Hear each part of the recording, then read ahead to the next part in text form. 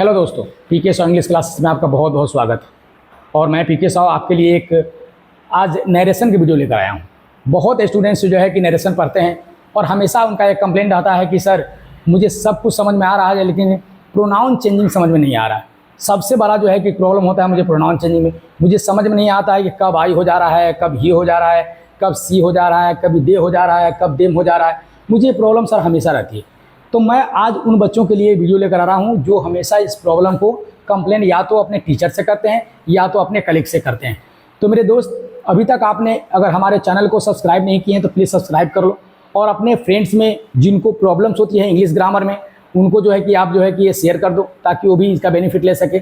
तो आज मैं आपको बताऊंगा कि आप कहाँ गलती कर रहे थे एक्चुअली में नरेशन चेंजिंग में। आप कहाँ गलती कर रहे थे कि ताकि आपको बार बार जो है कि ये समझ में नहीं आया कि मुझे प्रोनाउन चेंजिंग समझ में नहीं आ रही। तो मैं बताता हूँ कि प्रोनाउन चेंजिंग करते समय सबसे पहला चेंजिंग होता है आरबी का, रिपोर्टिंग वर्ब को चेंज करते हैं। दूसरा चेंजिंग क्या होता है? दूसरा चेंजिंग होता है आपको जो लिंकर का प्रयोग यानी संयोजक लगाते हैं। वो अलग अलग सेंटेंस का अलग अलग संयोजक होता है। असर्टिव का जो है कि दैट होता है, इंट्रोगेटिव का इफ या जो है इंट्रोगेटिव या रिलेटिव वर्ड्स होता है।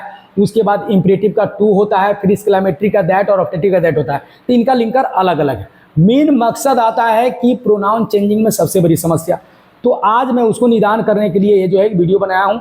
आप अंत तक ये वीडियो को जरूर देखना, आपको जो है कि प्रॉब्लम जो प्रोनाउन चेंजिंग था वो हमेशा के लिए समाप्त हो जाएगी। तो चलो मैं वीडियो को स्टार्ट करता हूँ और मैं आपको लिए चलता हूँ ये टेबल पर। आप एक टेबल देख लो, इस टेबल के नाम है केस चार्ट। केस चार्ट मतलब केस को पकड़ के चार्ट जाओ नहीं, केस चार्ट मतलब होता है कारक का जो है कि ये तालिका है।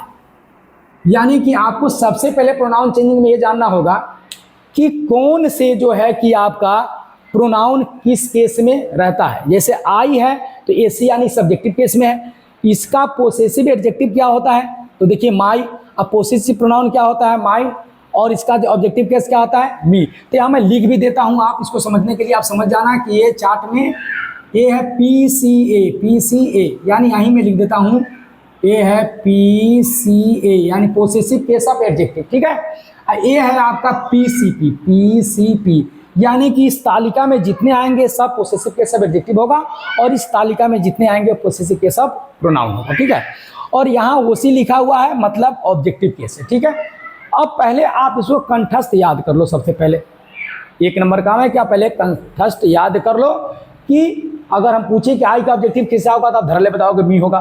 फिर बोलेंगे ही का ऑब्जेक्टिव कैसे होगा तो आप धरले बताओगे कि हिम होगा। ठीक है। अब जो है कि दूसरी सबसे इंपॉर्टेंट चीज क्या है कि आप पहले प्रोनाउन का पर्सन जान जाओ, है ना। तो मैं बता दे रहा हूं कि आई और वी ये दोनों जो है कि आपको फर्स्ट पर्सन है। कौन पर्सन है? First person. याद रखना, आई और वी दोनों फर्स्ट पर्सन है और इसके जितने बाल बच्चे हैं जैसे माई है, माइन है, मी है, आवर है, आवर्स है, अस है, ये सब के सब कौन पर्सन है? First person. ऐसा नहीं कि आई फर्स्ट पर्सन है बाकी सब जो है कि थर्ड पर्सन हो गया, ऐसा नहीं है। अगर पिता ब्राह्मण होंगे तो बाल बच्चा भी ब्राह्मण ही के टाइटल लेगा, ब्राह्मण ही होगा। ठीक है। अब यहाँ पर जो है कि दूसरा यहाँ पर देखो यू है।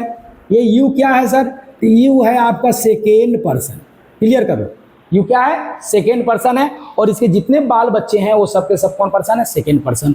और रेस्ट नीचे जितना है ही से लेकर आपको ईट तक ये लोग हैं थर्ड पर्सन। थर्ड पर्सन, ये थर्ड पर्सन है। तो मैं एक बार और रिपीट कर दे रहा हूं, आई और बी फर्स्ट पर्सन और इनके जितने रिलेटिव्स है वो सारे के सारे first person. You second person, इनके जितने रिलेटिव्स है वो सारे के सारे सेकेंड पर्सन और रेस्ट नीचे जितना है वो सब थर्ड पर्सन। अब आपको हम चेंजिंग प्रोसेस में ले चलते हैं कि चेंजिंग में प्रॉब्लम क्या होती है।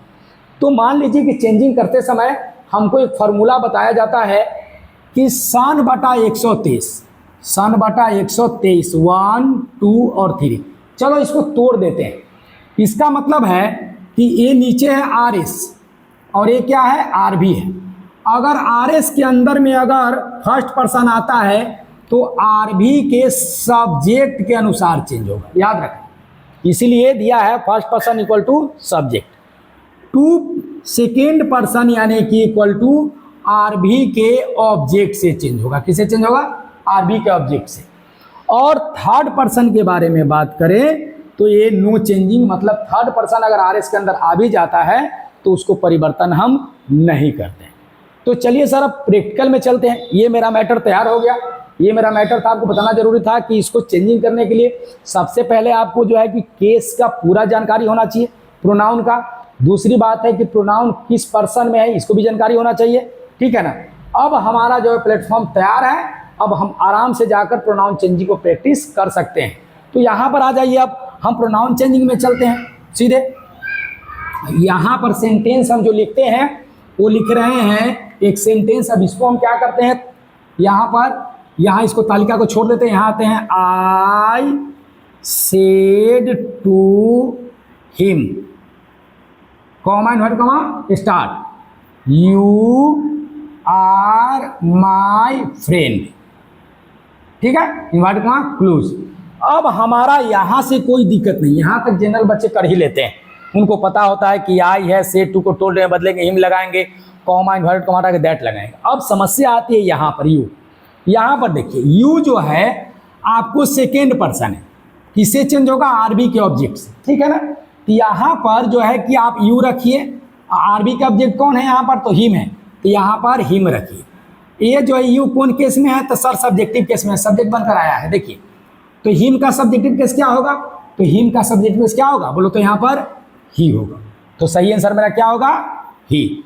उसके बाद टेंस चेंज करेंगे तो वाज लगा देंगे। अब यहाँ फिर में आ गया माई।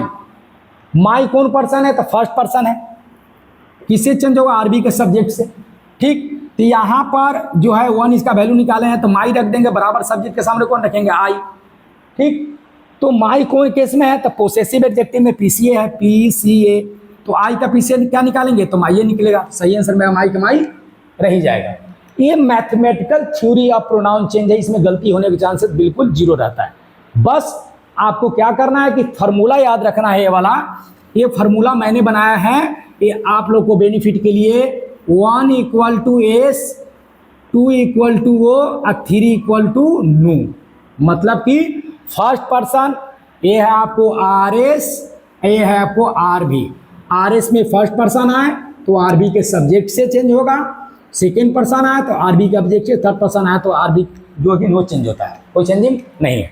यहाँ पर देखिए इसको चेंज करते समय आप देखिए यू सेकेंड पर्सन चेंज होगा आर बी के ऑब्जेक्ट हिम से, ठीक है, क्योंकि देखिए यहाँ पर 1 नंबर पर है, ये कई नंबर पर है, 2 नंबर पर, ठीक। तो यहाँ पर जितना 1 नंबर आएगा फर्स्ट पर्सन आएगा वो सब 1 नंबर से चेंज होगा, और जितना सेकेंड पर्सन यहाँ आएगा वो 2 नंबर से चेंज होगा। यहाँ देख लो यू कौन है, सेकेंड पर्सन है, तो देखो इससे चेंज होगा ये सामने, यानी कि यू को हटा देना है और उसके जगह पर हमें इसको सब्जेक्टिव केस में बदलकर यहाँ रख देना। एक बार और सुन लो, यू को क्या करना है, हटा देना है और इसको सब्जेक्टिव केस में हमको यहाँ पर रख देना है।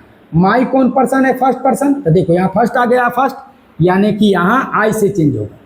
तो अब क्या करना है, माई को हटा देना है और आई को इसी के केस में, जिस केस को हटाओगे उसी केस में बदल कर यहाँ क्या करना है, रख देना है। आप इस थ्योरी को 2 बार 4 बार 5 बार आप प्रैक्टिस करो, मेरा विश्वास करो, आपको जो है कि कुछ दिन ऐसे आपको मेथड पढ़ाना पड़ेगा और कुछ ही दिन के बाद 2 3 4 प्रैक्टिस के बाद आपका जो है ब्रेन लॉक नंबर 3 जो है आपके बचपन से लगा हुआ याद करने वाला वो हट जाएगा और अंडरस्टैंडिंग पावर जो है बढ़ जाएगी और you will do your self, आप खुद ही इसको क्या करोगे, कर पाओगे, ठीक है। तो मुझे आशा है कि आपको ये वीडियो समझ में आई होगी, तो अपने दोस्तों के पास फटाफट इसको शेयर कर दीजिए और अभी तक आपने सब्सक्राइब नहीं किया है तो फटाफट सब्सक्राइब कर लीजिए, क्योंकि हम हर बार आपके लाइफ में आने वाली प्रॉब्लम्स को जो है कि कम डिफिकल्ट करने के लिए, उसकी कठिनाई लेवल घटाने के लिए मैं वीडियो लेकर हमेशा आता रहूँगा। Thanks for watching this video, thank you very much my friends.